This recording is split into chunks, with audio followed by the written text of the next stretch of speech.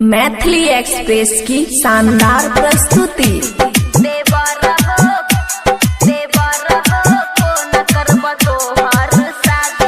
DJ good Madhubani, DJ good Madhubani.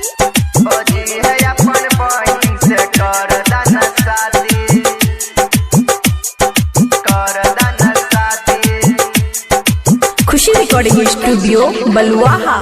छोटकी भौजी है हम छियै कुमारे, किया यो कहू न। छोटकी भौजी है हम छियै कुमारे भौजी है। हाँ हाँ बोला की कहे छो। भौजी है अपन बहिन से कर दान शादी, भौजी है अपन बहिन से कर दान शादी, जल्दी कर। छोट छाते बार नाए भेल तोर उमर हो, छोट छाते बार नाए भेल तोर उमर हो। देवर हो,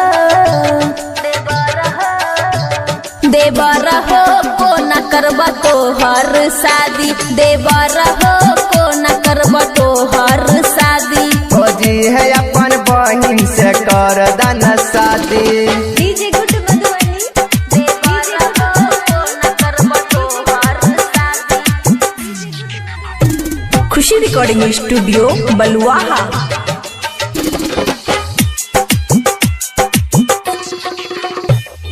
पिछले बार गेल रह हमरे तू संग हो, देखते बहिन पमड़ देला लाइन हो, देखते बहिन पमड़ देला लाइन हो।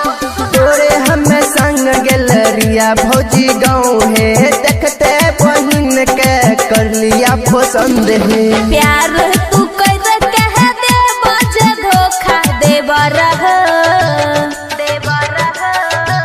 देवर हो को न करब तो हर शादी, देवर हो को न करब तो हर शादी। भौजी है अपन बहिन से कर दान शादी। डीजे गुड मधुबनी, देवर हो को न करब तो हर शादी। खुशी रिकॉर्डिंग स्टूडियो बलुआहा।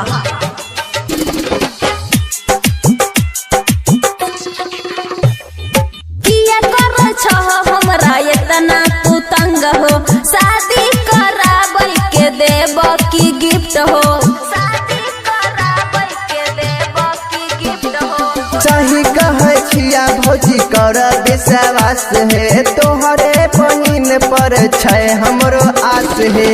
राइटर बबलू अमित कर ले तू प्यार हो, देवर हो, देवर हो कर देब तो हर शादी, देवर हो कर देब तो हर शादी। आबल दो है लगन में करे।